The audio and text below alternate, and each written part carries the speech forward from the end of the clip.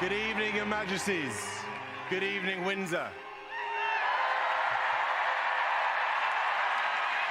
A huge thank you to everyone for making this such a special evening. Le prince William, héritier du trône, a laissé tout le monde sous le choc lorsqu'il se serait effondré après avoir entendu la dernière requête du roi adressée à la princesse Anne. Cette réponse inattendue à la lettre du roi a enflammé les médias, beaucoup se demandant ce que le roi aurait bien pu demander à la princesse Anne de transmettre au prince William.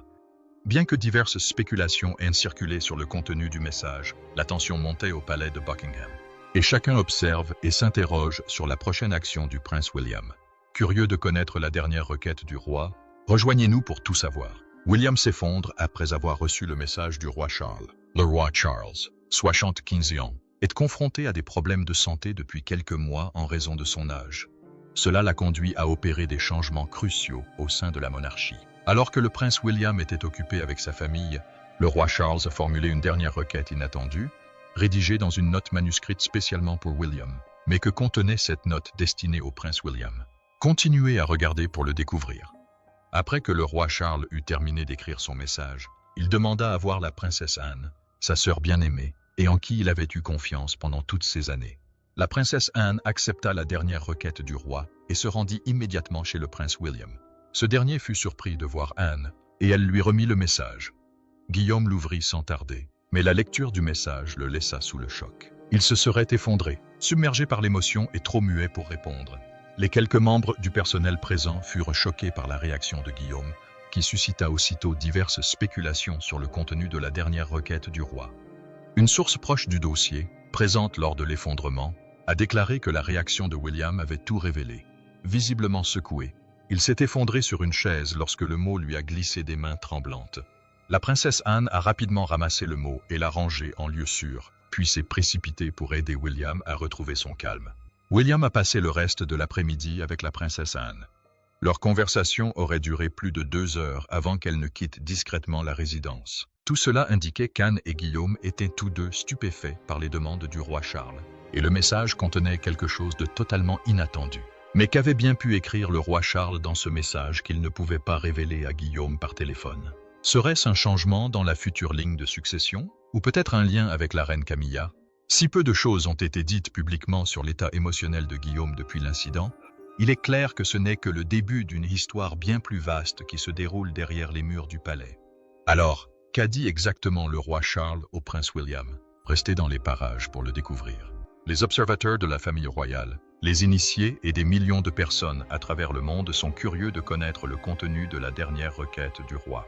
Bien que le palais de Buckingham soit resté silencieux, plusieurs spéculations convaincantes ont émergé sur le contenu de cette dernière requête, chacune susceptible de remodeler à jamais la monarchie.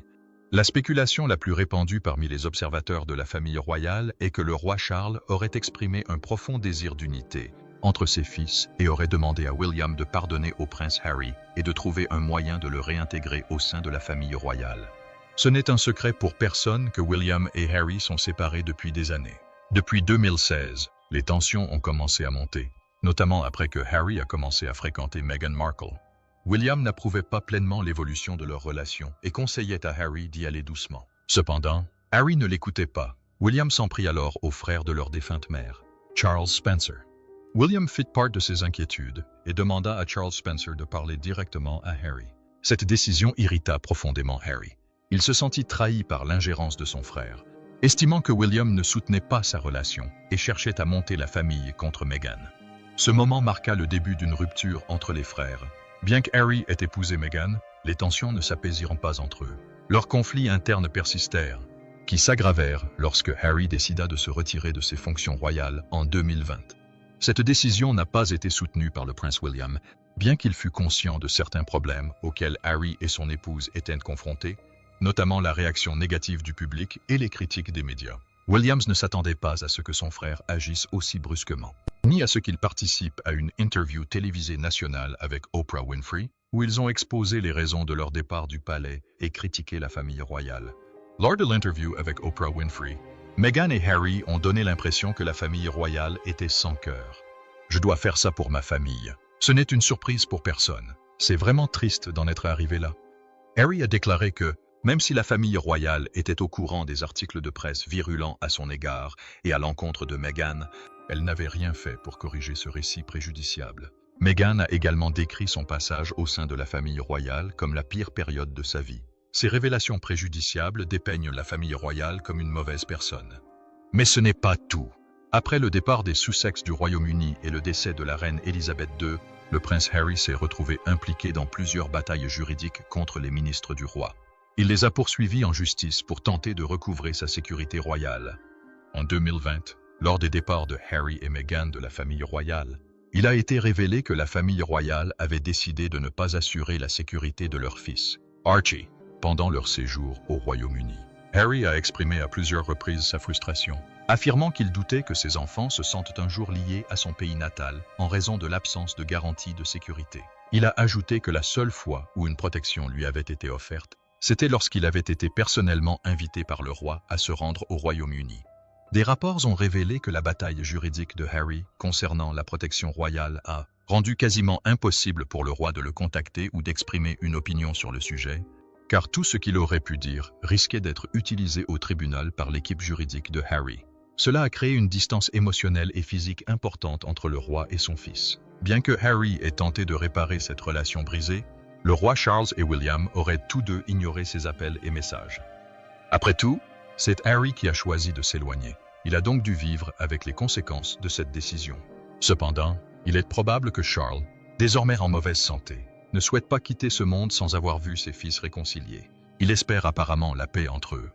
Les experts royaux suggèrent que la lettre aurait pu dire « J'ai une dernière requête à vous adresser. William, laissez mes fils marcher à nouveau côte à côte. La famille royale a besoin que chacun de ses membres soit uni et pardonne. » Cette prétendue demande à William de permettre à son frère de réintégrer la famille royale a été un choc émotionnel profond. Depuis le départ de Harry, William a assumé seul la plupart des devoirs royaux, sans le soutien d'un frère à ses côtés. Même si leur relation n'était pas parfaite, William appréciait la présence de Harry. Il se sentait plus fort de savoir sa famille proche. C'était ce que la princesse Diana aurait souhaité, ses fils unis, se soutenant mutuellement et affrontant ensemble les difficultés. William considérait le départ d'Harry comme une trahison. Harry aurait pu rester et endurer les épreuves, sachant que William serait bientôt roi et qu'ils auraient pu partager le fardeau. Au lieu de cela, Harry s'éloigna, laissant William gérer seul les pressions royales. Mais la question est désormais de savoir si William était prêt à pardonner, à oublier et à réintégrer son frère au sein de la famille royale en tant que membre senior de la famille royale. N'était-ce pas la même structure que Harry avait publiquement critiquée et dénoncée? Cette décision lui semblait désormais une lourde responsabilité, qui mettait en péril le règne et l'image publique de William. Peut-être était-ce le poids émotionnel de la demande, la pression et le conflit personnel qui avaient provoqué l'effondrement de William. Il n'était tout simplement pas prêt à prendre une décision aussi monumentale, mais il reste encore beaucoup à découvrir sur la dernière requête du roi. D'autres théories sur la dernière requête du roi. La dernière volonté du roi, transmise par l'intermédiaire de la princesse Anne, demeure un mystère qui continue de se dévoiler. Une autre spéculation courante sur le contenu de cette dernière volonté est que le roi Charles souhaitait que Camilla reste reine même après sa mort. En 2023, le titre de Camilla a été changé de reine consort à celui de reine. Le public fut surpris par cette nouvelle évolution, d'autant plus que la reine Elisabeth II avait souhaité, lors de son 70e anniversaire, que Camilla soit connue sous le nom de reine consort, et non de reine une fois Charles monté sur le trône. Le nouveau titre de Camilla différait de celui du prince Philippe, qui resta prince consort tout au long du règne de la reine Élisabeth. Cependant, lorsque Charles monta sur le trône, il supprima l'appellation de consort, et Camilla commença à se comporter comme une reine avec pleine autorité. Beaucoup s'opposèrent à cette idée, notamment la princesse Anne, qui déclara que Camilla ne serait jamais reconnue comme reine. Cependant, rien ne fut fait pour révoquer ce titre, la décision du roi Charles étant définitive. Ce changement de titre aurait donné à Camilla un sentiment d'égalité avec Charles et lui aurait ouvert la possibilité de rester reine même après sa mort. On rapportait également que Camilla appréciait le pouvoir et la prestance de la reine et était déterminée à s'y maintenir le plus longtemps possible. L'influence et l'ambition croissante de Camilla n'ont pas été une surprise. Nombreux étaient ceux qui l'avaient vue passer du statut de maîtresse et de briseuse de ménage à celui de femme la plus influente de la monarchie. Les controverses passées entourant son nom furent peu à peu occultées par ses engagements royaux constants et l'approbation croissante de ses partisans. Même la princesse Anne, autrefois l'une de ses plus sceptiques, l'aurait acceptée comme reine. En 2024, lors des inquiétudes concernant la santé du roi Charles, on rapporta que Camilla s'était opposée à la décision du roi de révéler publiquement sa maladie. Des sources proches du couple ont supposé qu'elle avait agi ainsi parce qu'elle souhaitait continuer à gérer les affaires en coulisses. Elle voulait garder le contrôle. Mais une personne s'était toujours dressée sur son chemin, le prince William. Le prince William et Camilla n'ont jamais été proches. William s'est toujours souvenu de la contribution de sa belle-mère à l'échec du mariage de ses parents, tandis que lui et Harry s'opposaient au mariage de leur père avec Camilla. Camilla a néanmoins pris de l'importance au sein de la famille royale et est aujourd'hui considérée comme l'une des 10 personnalités royales les plus populaires. Mais, selon certaines sources, Camilla n'est pas satisfaite de ce qui adviendrait de Guillaume sur le trône. Techniquement, Camilla deviendrait reine douairière lorsque Guillaume monterait sur le trône. Cependant, des rumeurs persistantes circulent selon lesquelles, une fois Guillaume devenu roi, Camilla serait complètement mise à l'écart. Elle n'aurait aucun rôle ni importance réelle au sein de la famille royale, même en tant que reine douairière. Bien que William se soit rapproché de Camilla, certains pensent qu'il lui retirerait son poste une fois devenu roi. Et si la lettre du roi demandait à William d'honorer Camilla et de ne pas la rejeter, mais plutôt de lui permettre de rester à ses côtés et de la soutenir jusqu'à ses derniers jours. La lettre aurait pu dire « Ma dernière requête, mon fils, est-ce que tu ne mettes pas Camilla au second plan? Incluez-la dans vos projets lorsque vous régnerez. Promettez-moi qu'elle restera à vos côtés et non derrière vous. » Des experts et des initiés de la famille royale ont révélé que l'expression du visage de William suggérait que la lettre avait un lien avec Camilla. Cela pourrait expliquer la dépression nerveuse de William, son père lui demandant de pardonner sincèrement à sa belle-mère et de lui accorder un rôle significatif dans les affaires royales, même après sa mort. Mais était-ce possible? Certains signes subtils laissent penser que William pourrait ne pas être d'accord avec les souhaits de son père. Dans une récente interview, William a exposé sa vision de la monarchie, affirmant qu'il souhaitait utiliser le petit air de royal et non le grand air de la famille royale. Par petite famille royale, William entendait se concentrer sur les membres plus jeunes et plus proches de la famille royale, comme la princesse Catherine et la duchesse Sophie, et moins sur la génération plus âgée, comme la reine Camilla. Cependant, Camilla n'était pas convaincue par les projets de William pour la monarchie. Furieuse, elle l'aurait confronté. Elle refusait de laisser ses fonctions royales être confiées à des membres plus jeunes de la famille royale. Ce n'était pas la première fois que William laissait entendre son intention de réduire le rôle de Camilla une fois devenu roi. Ces projets menaçaient sa position et la rendraient probablement insignifiante au sein de la monarchie. Camilla aurait exhorté le roi Charles à désapprouver l'approche moderne de Guillaume. Ce dernier, cependant, affirmait que les jeunes membres de la famille royale étaient mieux placés pour s'intégrer à la génération actuelle et refléter les valeurs modernes, contrairement à Camilla, perçue comme faisant partie de la monarchie traditionnelle. Cela a exacerbé les tensions au sein de la famille royale. Alors que la santé du roi Charles déclinait, il passait davantage de temps au palais, tandis que le prince William assumait davantage de devoirs et de responsabilités en tant que futur héritier. Pourtant, Camilla s'efforçait de rester visible dans son rôle de reine. Elle n'était pas prête à reculer ni à adopter une position plus discrète. Au contraire, elle se restait fermement déterminée à assumer ses responsabilités et à conserver sa place sous les projecteurs. Mais que se passerait-il si le contenu du message n'était pas une demande, mais une confession?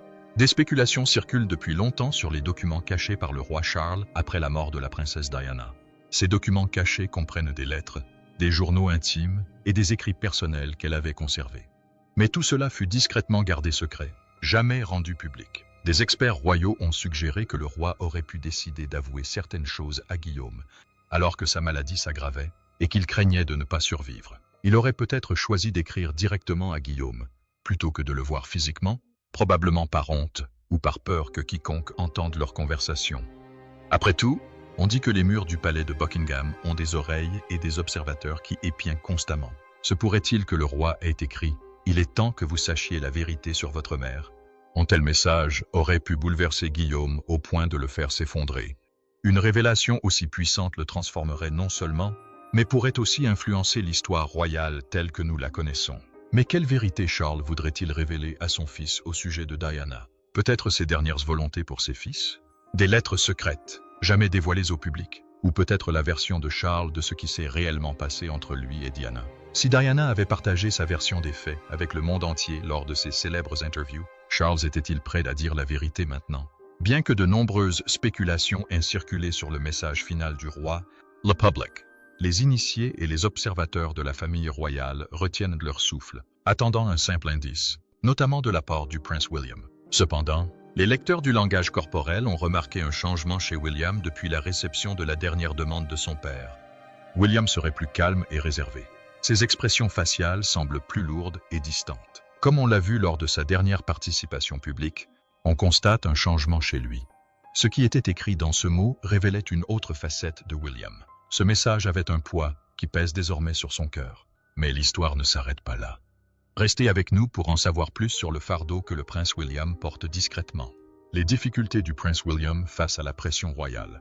Le prince William, fils aîné du roi Charles et successeur au trône, subit une pression croissante, non seulement en raison des exigences de la couronne, mais aussi du poids d'un message privé que lui a laissé son père. Au-delà de son titre royal, William est père de 3 adorables enfants et époux de Catherine Middleton. Et concilier ses obligations familiales et les attentes de la monarchie n'a pas été chose facile. Si William Long a clairement affirmé que sa famille passait avant tout, il ne voulait pas que ses enfants vivent la même expérience que lui. En grandissant, William ressentait souvent l'absence de son père, constamment accaparé par ses engagements royaux. Pourtant, William et Catherine se promettaient discrètement de faire les choses différemment, en faisant passer leurs enfants avant le protocole autant que possible. Mais lorsque le roi Charles apprit qu'il était atteint d'un cancer, la situation changea rapidement. Soudain, William a dû prendre ses responsabilités. La charge de travail royal s'est accrue, les regards se sont multipliés, et la pression aussi. Les exigences de cette prise de responsabilité ont également placé William et Kate sous surveillance. Certains initiés les ont critiqués, affirmant qu'ils n'en faisaient pas assez et qu'ils continuaient de placer leur famille au-dessus de la monarchie. Par exemple, en 2024, après que le cancer du roi Charles eut été rendu public, la princesse Catherine a également révélé qu'elle avait elle aussi reçu un diagnostic de cancer. Elle a alors interrompu ses fonctions royales pour se consacrer à sa santé. Dans un geste sincère, le prince William a également pris une pause pour être auprès de son épouse. Si beaucoup ont perçu ce geste comme profondément touchant, certains membres de la famille royale l'ont perçu comme un revers, une occasion manquée et un retard à un moment où William était censé assumer un rôle de leadership plus important. Au lieu de cela, il s'est occupé de sa famille, lui apportant un soutien émotionnel. Si le choix de William a touché le cœur de nombreuses personnes à travers le monde, il a également soulevé des questions. Parviendrait-il réellement à concilier devoir et dévouement? Le prince William n'était pas capable de concilier son rôle d'époux et celui de futur héritier, craignant de perdre sa femme d'un cancer. Il a donc pris du recul. Le roi Charles soutenait la décision de son fils de passer du temps avec Catherine. C'était probablement dû à ses problèmes de santé. Et il aurait semblé insensible d'exiger de son fils qu'il abandonne sa famille pour se consacrer uniquement à la monarchie. Guillaume courait au burn-out et à l'épuisement émotionnel. Le fardeau royal pesant entièrement sur lui. Cependant, après l'amélioration de l'état de santé de Catherine, William reprit ses activités habituelles, se concentrant désormais sur la couronne et sa famille. Il reprit ses responsabilités royales avec plus d'énergie. Catherine, quant à elle, ne se sentit pas débordée par ses obligations, sa santé restant sa priorité absolue. Le prince William, cependant, reste soumis à une forte pression générationnelle depuis les problèmes de santé du roi Charles, et il fait l'objet d'une attention accrue. Bien que Charles n'ait pas officiellement cédé sa couronne, il continue de gérer les affaires royales en coulisses, depuis son lit de malade. Parallèlement, la charge de travail de William n'a cessé de croître, puisqu'il assiste désormais son père dans certaines de ses tâches. Cependant, certains de ceux qui ont travaillé en étroite collaboration avec le prince, William l'ont décrit comme quelqu'un de difficile à vivre et parfois impatient. Mais ce comportement n'est pas entièrement nouveau. Le roi Charles a ouvertement évoqué le tempérament de William, parfois explosif, qui lui rappelait la passion ardente de la défunte princesse Diana. Comparé à Guillaume, le roi Charles est réputé pour sa patience, ce qui rend parfois leurs interactions tendues. Si Charles a un tempérament colérique, il a tendance à être passager et vite oublié. Celui de Guillaume, en revanche, peut persister. Quand William s'emporte, il reste un moment avec lui. Dans ses mémoires, Spare, le prince Harry décrit le caractère colérique de William, l'accusant même de l'avoir jeté à terre lors d'une violente dispute. Ces moments, bien que troublants, témoignent de l'intensité de William. William, comme son grand-père le prince Philippe, est connu pour repousser quiconque fait obstacle au progrès. Mais pour son entourage, sa volonté est avant tout le bien de la monarchie. William est également connu pour son sens aigu de la loyauté et de la protection. Il travaille d'arrache-pied et ne laissera personne ternir l'image de la famille royale. Il s'est battu pour gagner le respect qu'il inspire aujourd'hui et a pris ses distances avec toutes les personnes impliquées dans le scandale, y compris le prince Andrew et même son frère Harry. Lorsque William deviendra roi, la monarchie devrait prendre une nouvelle forme, à l'image de sa vision. Selon certaines sources, le mandat de William ne sera pas aussi rigide ni trop formel que celui de son père. Il préservera plutôt le meilleur de la tradition britannique tout en adoptant une approche moderne et ouverte. Il sera plus accessible.